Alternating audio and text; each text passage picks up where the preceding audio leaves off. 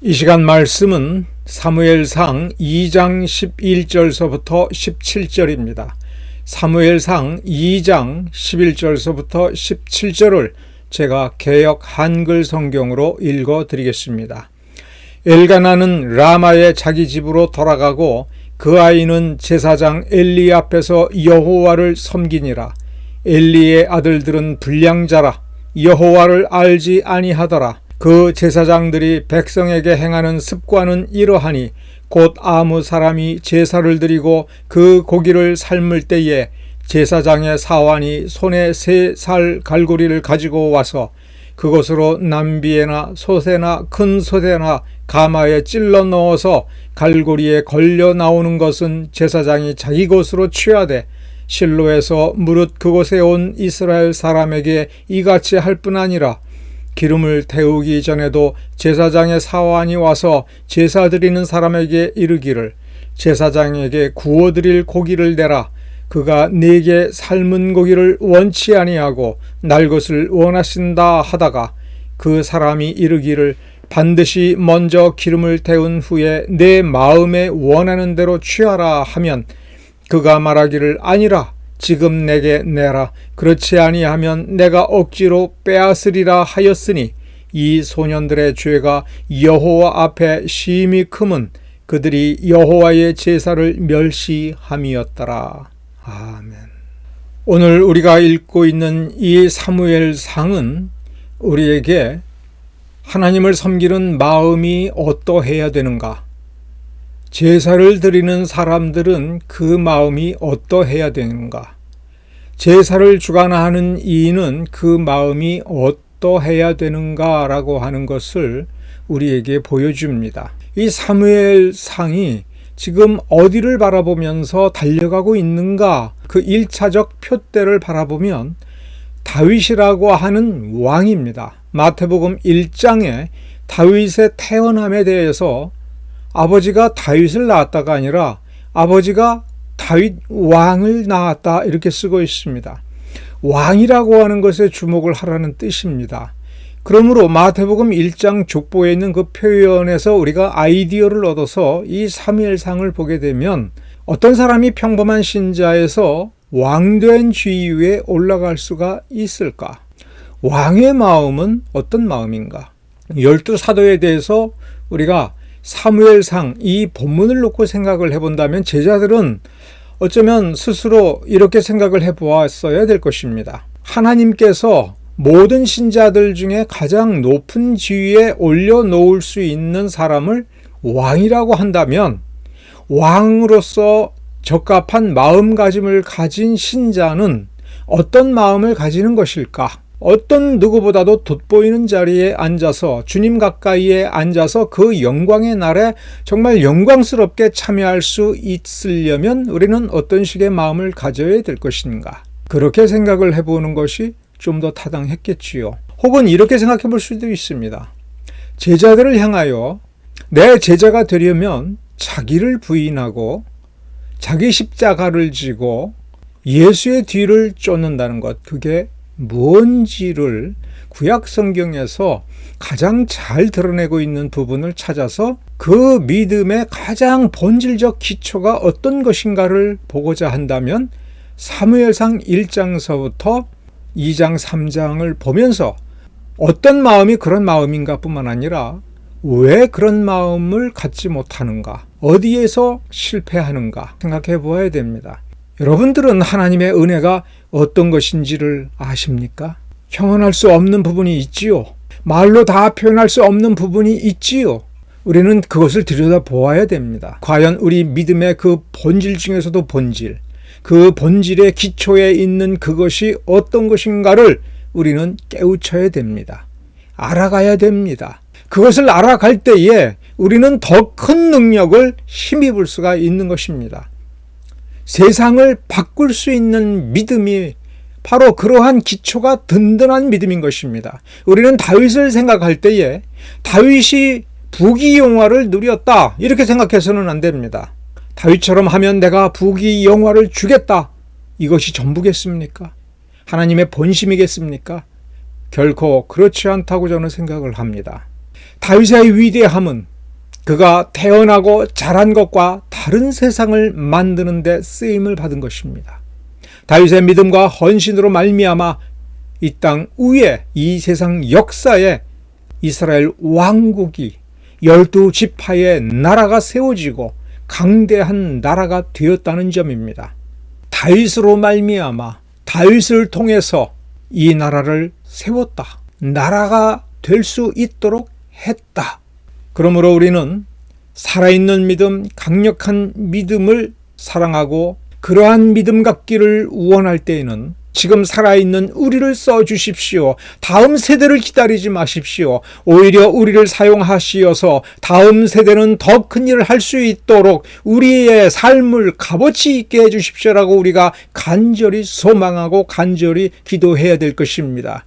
그 믿음이 나의 간절함뿐만이 아니라 그 간절함 속에 하나님께서 쓰시기에 합당한 그 어떤 요소들이 있는가, 우리는 성경이 우리에게 보여주는 대로 그것을 깨우쳐야 될 것입니다. 오늘 본문에서 17절에 있는 마지막 부분을 우리가 유심히 보아야 됩니다. 그들이 여호와의 제사를 멸시함이었더라. 이 말을 곰곰이 우리가 씹어보고 되새겨봐야 됩니다. 그들은 여호와의 제사를 멸시하는 행동을 했다. 그 행동이 나오게 된 것은 멸시함, 마음속에 하나님을 멸시하는 마음이 있다. 그러니까 멸시하는 마음이 있으니 멸시하는 행동을 했다. 우리가 볼 때에는 이 문장, 17절에 있는 문장을 놓고 그들은 여호와께 드리는 제사를 더럽혔다라고 결론을 쉽게 내립니다. 왜? 그렇게 써 있으니까. 그런데 16절까지만을 아무 생각 없이 어떤 선입견을 지어버리고 그들이 여호와의 제사를 멸시했다라고 하는 생각을 지어버리고 이 제사장들은 하나님의 제사를 멸시한다는 생각을 하고 이렇게 했는가라고 했을 때 아닌 것입니다. 제사를 어떻게 드려라? 제사장은 그 제사에서 고기를 어떻게 취할 것인가, 언제 가져다가 그 고기를 자기 것으로 할 것인가를 잘 알고 있으나 그 규정을 굳이 곧이곧대로 문자 그대로 지키지 아니하여도 자기네들은 죽지 아니한다. 제사장 자리에서 쫓겨나지 아니한다. 내가 제사장이 되는 것은 하나님께서 내게 정한 것이고 내가 잘못한다 할지라도 하나님은 자비로우셔서 다 용서하여 주시고 이 자리에서 쫓아내지 아니할 것을 우리 조상에게 약속을 했고 우리가 그래서 이때까지 대를 이어서 제사장 노릇을 했다. 우리가 아니고서는 누가 대제사장이 되며 우리가 아니고서는 누가 제사장을 할 것인가. 하나님은 영원 불변하시기 때문에 이 소금 언약을 바꾸지 아니할 것이기 때문에 우리는 이러나 저러나 제사장이다라고 하는 것입니다. 16절까지 쓰여진 부분에서 엘리의 아들들이 가졌던 마음은 하나님의 제사를 멸시하였기 때문에 제사 규정을 어긴 것이 아닙니다. 자신이 누구인가 자신감이 확실히 있었기 때문에 자신감에서 거칠 것 없이 행동한 것입니다. 자신감과 자신이 마땅히 지켜야 될 도리 그리고 자신의 가치에 대해서 혼동해서는 안 됩니다. 주관적으로 나는 이런 사람이야. 이렇게까지 할 수 있어 라고 하는 것은 합당한 것이 아닙니다. 그것도 병든 자신감입니다. 병든 자신감은 무엇을 먹고 그 생명력을 유지하고 점점 강해지느냐 하면 쾌감입니다. 근원을 알 수 없는 어떤 쾌감의 그 짜릿함을 느끼는 것입니다. 나는 이래도 돼. 난 하나님 믿는다니까. 하나님이 내게 확신을 주셨다니까. 나는 이렇게 해도 돼. 진정한 자존감은 그 어떤 확신이 있어도 이 확신의 근거를 찾습니다. 나는 이래도 돼 라고 자기가 결론을 내렸다 할지라도 수시로 이 결론을 하나님의 말씀, 하나님의 규정에 가지고 가서 이 규정에 맞는 확신인가? 이 규정에 맞는 해석을 하고 온당하게 해석을 하고 온당한 그 범위 안에, 그 정도 안에, 바른 길 안에 바른 만큼 자리하고 있는가를 살펴보는 것입니다. 조심하는 것입니다. 조심하는 것은 단순한 두려움이 아닙니다. 두려움과 비슷해 보이지만 두려움, 공포라고 하는 것은 무엇이 문제냐면 무서워할 필요가 없는, 아무것도 없는데 있는 것으로 착각하여 무서워서 움직이지 못하고 생각하지 못하고 마땅히 해야 될 것을 하지 못하는 것이 문제가 되는 겁니다. 그런데 정말 무서워할 것은 무서워해야 됩니다. 믿음도 마찬가지입니다. 내가 믿었다라고 하는 것이 중요한 것이 아니고 그 믿음이 성경에 합당한 것인가? 이것이 축복의 비밀입니다. 성경에 합당하게 했는가? 성경에서 우리에게 가르치고 지시하고 제안하는 그 범위 안에 우리가 기꺼이 머물러 있기를 즐거워하는가?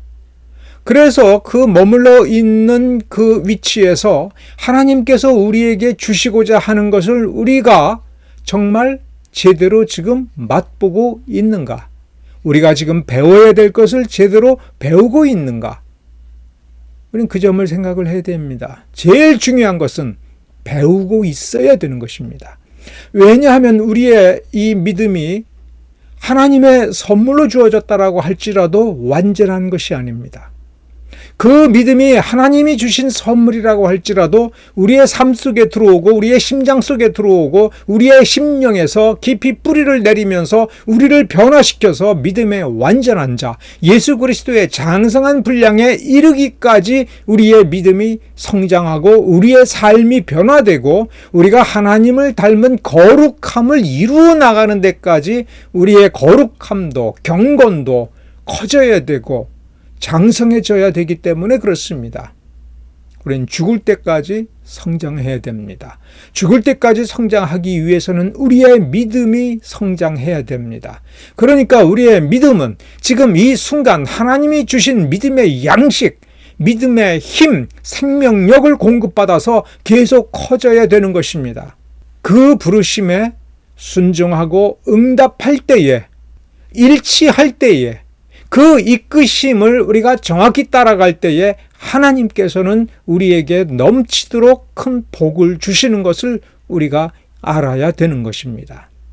엘리의 두 아들은 제사는 규칙인데 규칙보다도 더 중요한 것은 제사장인 자기 자신들이 이 제사를 주관하고 자신들이 존재함으로 자신들이 제사장이니까 이 제사가 온전하여질 것이고 하나님께서 정하신 대로 자신들이 제사를 주관하기 때문에 하나님께서는 이 제사를 받을 것이라고 생각했음이 분명합니다. 이 제사의 중심에 누가 자리를 잡고 있습니까? 바로 엘리의 두 아들. 엘리의 두 아들은 자기가 법입니다.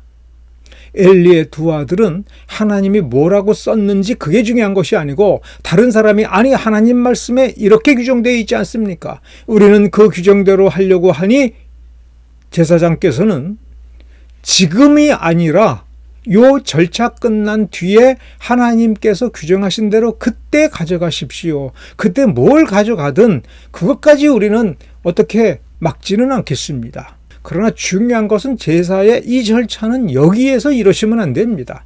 일단 하나님께 먼저 드려야 되지 않겠습니까?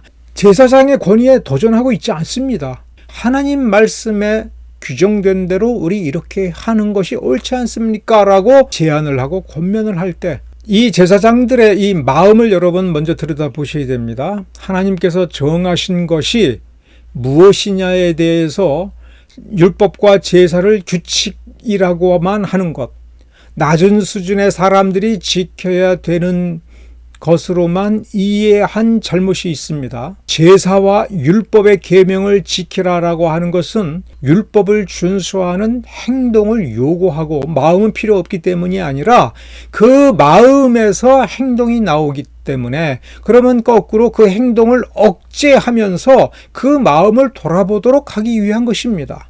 마음에 없이 율법을 지키는 것을 하나님께서는 기뻐하지 않습니다. 마음을 먼저 드리고 그 드린 마음에서 율법 준수가 나올 때 그게 진짜고 하나님께서 그 믿음에 복을 주시는 것입니다. 그 행위에도 복을 주신다라고 할 때에도 그 행위가 온전한 믿음에서 나온 온전한 행위이고 하나님 앞에서 하나님을 두려워하고 경외하며 사랑하는 마음에서 자신의 행동을 삼가 조심했기 때문에 하나님께서 복을 주시는 것입니다. 하나님은 이렇게 복 주기를 원합니다. 하나님은 마음을 찾으십니다. 순결한 마음을 찾고 하나님을 경외하는 마음을 찾습니다. 우리는 이 마음부터 찾아야 됩니다. 그러기 위해서는 하나님이 어떤 분인가를 알아야 우리는 온전한 마음을 가질 수가 있습니다. 하나님이 두려운 분이라고 하는 것을 우리가 먼저 알아야 됩니다.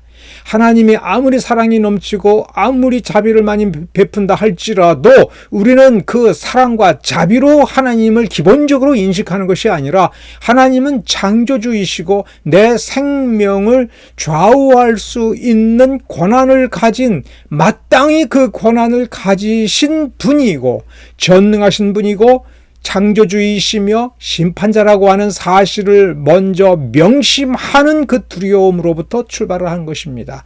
그 두려운 분이 내게 자비를 베푸셨다. 그 두려운 분이 내게 은혜를 베푸셨다. 나를 죽이고 처벌할 수 있는 권한을 가진 저 재판장이 내게 은총을 베풀었다. 이렇게 이해하라고 성경은 우리를 가르칩니다. 그것대로 가야 되는 것입니다. 그 부분을 바로 보아야 우리는 11절을 이해할 수가 있는 것입니다. 11절과 17절을 비교하는 것은 누구는 경건했고 누구는 타락했다가 아닌 겁니다.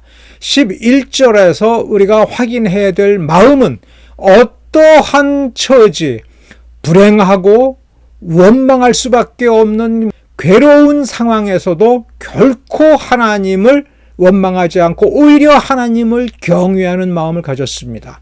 한나의 기도를 통해서 보면 하나님은 내게 복을 안 주실 때가 있고 나를 어렵게 만드실 때가 있지만 하나님은 그렇다고 해서 나로부터 불평불만을 받으셔야 마땅한 분이 아니다는 것입니다. 나를 괴롭게 하고 내 인생을 비참하게 만든다 할지라도 하나님의 주권에 대해서 우리는 원망해서는 안 된다는 겁니다.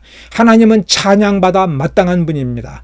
내게 은혜를 안 주고 내게 자식을 안 주고 내가 조롱과 핍박을 당하고 멸시를 당하고 그래서 내 속이 터져서 피눈물을 흘리면서 통곡을 한다 할지라도 그것은 내가 연약하여 통곡하는 것이지 하나님에게는 잘못이요. 하나님은 주권자다라고 하는 그 마음을 보라. 엘가나와 한나가 하나님을 얼마나 경외하는 마음을 가졌는가. 하나님을 얼마나 높이는 마음을 가졌는가. 엘가나와 한나 사이에 아들을 주었을 때에 무엇을 기뻐했는가. 성경은 우리에게 그 모든 굴곡진 인생에 있어서 피눈물과 그리고 즐거움과 기쁨 속에서 이 한나의 마음은 처음부터 끝까지 어떤 상황 속에서도 변함없이 그 마음이 하나님만 사랑했다는 것입니다. 그 마음을 보라는 것입니다. 바울이 이 마음을 약간 다르게 표현했죠. 내가 부할 때도 있고 가난할 때가 있고 내가 이럴 때 있고 저럴 때가 있고 내 처지는 이렇게 변하지만 변함없이 하나님을 사랑하고 하나님을 경외하고 하나님을 섬기고 어떤 처지 어떤 상황에 있더라도 나는 하나님을 드러내고 예수 그리스도가 복음이시다. 예수 그리스도가 우리의 구세주이시다라고 하는 것을 나는 드러내고 전하고 그 예수를 만남으로써 다른 사람들이 참으로 구원받고 복된 삶을 살도록 하는 데에 내가 쓰임을 받는다면 더 바랄 것이 없다. 좀 더 노골적으로 말하면 하나님께서 나를 쓸 만큼 쓰고 버린다 할지라도 나는 너무나도 놀라운 영광을 누린 것이고 나는 그 하나님을 찬양하겠다. 내가 어찌 돼도 좋다. 그 마음인 것이지요. 어찌돼도 좋다고 생각하니까 하나님께서 아무렇게나 대하실 것이라고 여러분 상상하십니까? 일용할 양식을 달라고 기도하지 아니하면 여러분을 굶기시는 분입니까? 여러분의 삶에 행복을 달라라고 기도하지 아니하면 그 행복 안 주시는 분입니까? 그런 분이 전혀 아닌데도 우리는 두려워하면서 내 입맛에 맞는 요만큼은 내가 챙겨야지, 내가 누려야 될 만큼 요만큼은 내가 챙겨야지, 이 마음을 가진 것이 엘리의 두 아들인 겁니다. 무엇을 사랑했습니까? 자기 배를 사랑했습니다. 자기 배를 사랑하면서 하나님을 멸시했습니다.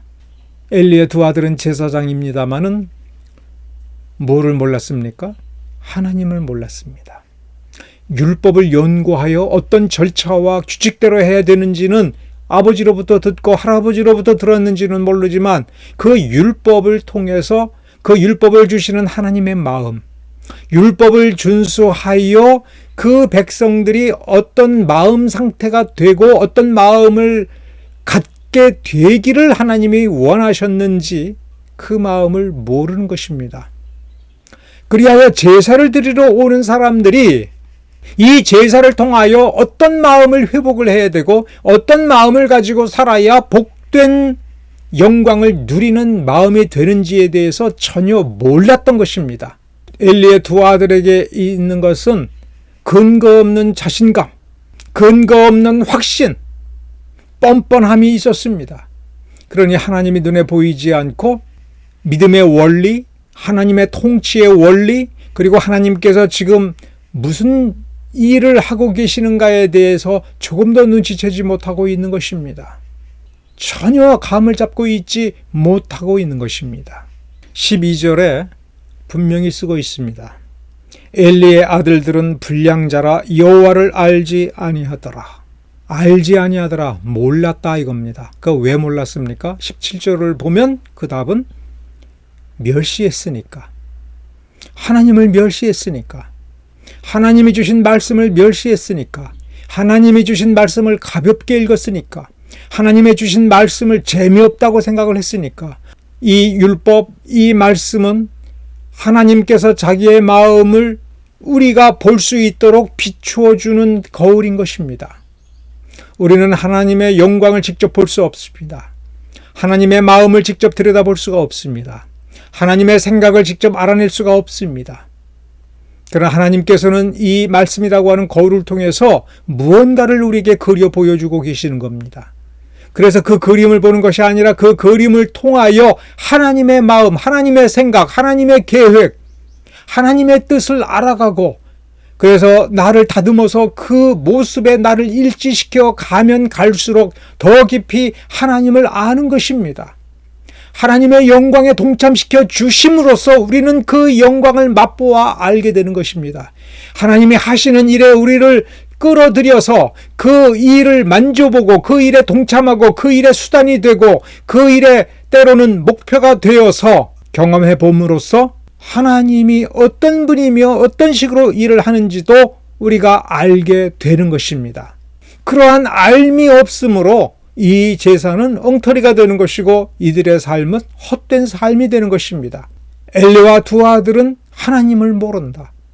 제사 제도는 알고 율법의 계명들은 알지만 그것은 껍데기다. 진짜를 모른다. 우리가 하나님 앞에 복된 삶이 되고 하나님께서 붙들어 쓰시는 삶이 되고자 한다면 우리는 지식을 추구하기 이전에 우리의 마음을 돌아보아야 됩니다. 성경 전체를 통해서, 조직신학 전체를 통해서 가장 어려운 것이 무엇이냐면 내 마음입니다. 내 마음이 어떤 마음인가? 내 믿음이 어떤 믿음인가를 아는 것은 너무나도 어렵습니다. 그것을 외면하고 저 책에 어떤 내용이 써져 있는가, 그 쓰여져 있는 것을 소화하는 것이 아무리 어렵다 하더라도 궁극적으로는 조직신학에서는 무엇을 우리에게 가르쳐주고자 하냐면 네가 진짜 믿고 있는가? 내 믿음이 진짜 믿음인가?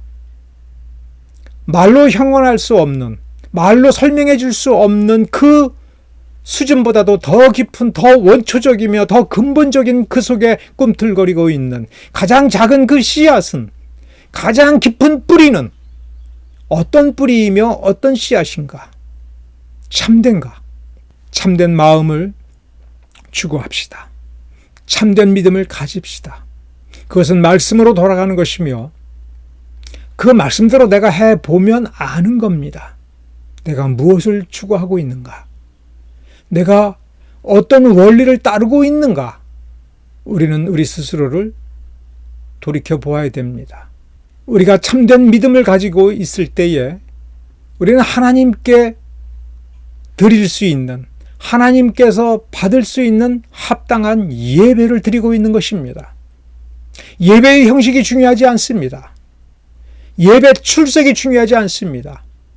어떤 사이즈의 교회에 다니고 어떤 신학교를 나온 목사의 설교를 듣고 앉아 있으며 얼마나 멋지고 웅장한 성가대가 찬양을 하고 있는 몇 천억짜리 교회 건물인가가 하나도 중요하지 않습니다. 하나님을 아느냐, 하나님을 참으로 알게 하느냐, 하나님에 대한 참된 지식이 살아서 왕노릇하고 있는가, 하나님의 말씀이 살아서 참된 지식을 주고 참된 구원의 역사가 일어나며 하나님을 참으로 찬양하는 역사가 일어나는가. 바로 그러한 믿음을 가진 사람들을 통해서 하나님은 새로운 세상을 만들어 가신 역사가 인류의 역사인 것입니다. 그 역사는 지금도 중단되지 않습니다. 이스라엘이라고 하는 고대의 나라가 세워진 것으로 끝이 아닙니다. 오늘 우리를 통해서 이 나라, 이 땅 위의 역사가 바뀌어지기를 우리는 꿈을 꾸어야 되는 것이고, 그 꿈은 우리의 믿음을 통해서 이루어질 수 있음을 여러분 기억하시기 바랍니다. 하나님은 살아계십니다. 살아계신 그 하나님이 내 앞에 있는 어려운 문제를 그 살아계신 능력으로 이겨내고 그 문제를 깨뜨려 버리는 것을 우리는 바라보기를 원합니다마는, 더 중요한 것은 그 살아계신 하나님께서 내 마음을 다루고 살아계신 하나님 앞에 내 마음을 드리기에 합당한 내 마음인가, 내 믿음인가, 내 삶인가. 그러한 믿음이 있고 그러한 마음이 있을 때에 이미 참된 제사는 이루어지는 것이고 그를 막을 자가 아무도 없다는 것이 이 어린 사무엘의 역사를 통해서 사무엘상 1장과 2장에서 우리에게 보여주기 시작하는 것입니다. 그 마음을 가진 또 다른 사람이 다윗인 것을 여러분 기억하시기 바랍니다. 기도하겠습니다.